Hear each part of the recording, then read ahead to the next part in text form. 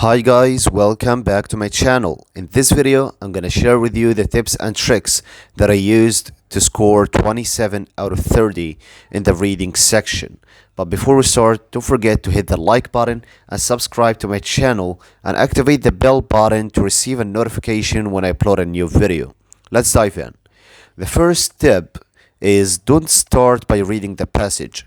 I see a lot of students make this mistake and it wastes their time. Why? Because in the reading section, you have limited time. You have 35 minutes to solve 20 questions for two passages, each one is 700 words long.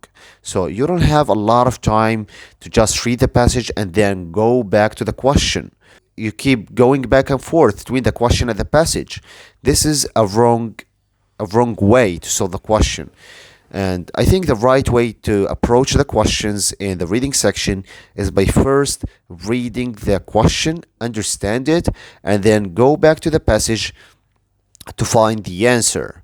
Okay, you might ask me, how can I find the right answer? I do what you said, but I don't find the right answer. Let me tell you that you may do it the wrong way. I think the right way to finding the right answer in the passage is by using and applying the second tip, which is scanning. Scanning is a popular technique in solving the reading questions, and it means that you have to locate the keywords in the question and then go back to the passage and see the key and search for the keywords, the same keywords or its synonyms. It shouldn't be the same words, maybe other words, but it has the same meaning. Okay, and then read a sentence before the sentence which has the keywords in it, and one sentence after it. So you will need to read three sentences to understand the full meaning. Okay, what if I didn't find the right answer, or I didn't understand what it means? Like I read the three sentences, but I still don't fully understand and can't answer the question. I recommend you read two sentences before the main sentence and two sentences after it. If you still don't know the answer, this is you need to apply a different technique which I'm gonna share with you in my course. I'm gonna put my Instagram account in the first comment and you can DM me to talk about the course. Okay, let's move on to the third tip.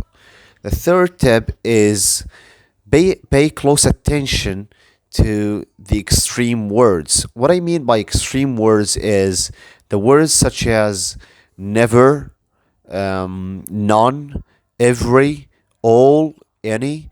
These words are often used to trap you. Okay, it's not always the same, it's not always the case, this is not always the case, but in a lot of times the ETS uses these words to trap you. So you go to the passage, you find the answer, but you forget about this keyword, this one keyword that changes the whole meaning of the question. So I recommend you read the question first and understand it carefully, and then go back to the passage and answer it. Okay, let's move on to the fourth tip. The fourth tip is to expand your vocabularies. I know you've heard it before, but it's true.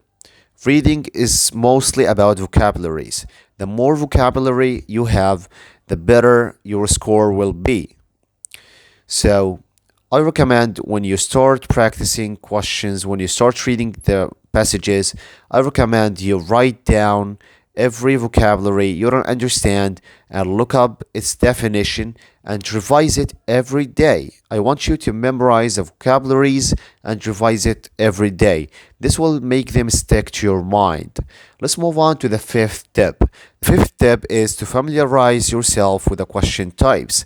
The reading section has 10 different question types. One is the factual information question, the second is inference question, and so on. So you have to understand each question type, what it needs, what it means, and how to answer it, and the techniques and strategies to deal with each question type. And you can find all this information in my course. The sixth step is to practice. I know you heard it before, but I will add another thing is to practice and review your answers.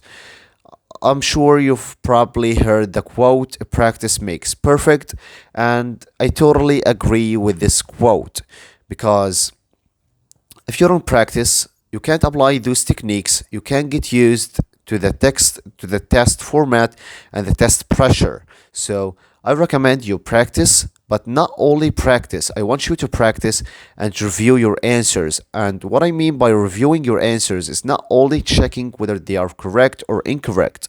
I want you to know why each answer option is correct or incorrect. Let's say you got the correct answer without being able to explain why it is correct. I think you just made it by accident. And this won't be the case for each question, so I recommend explaining why each question is correct or incorrect. And this is for today's video. Don't forget to like the video if you found it helpful, share it with your friends, and subscribe to my channel. And tell me in the comments if you have any questions or suggestions for new videos. I hope you all the best and keep going.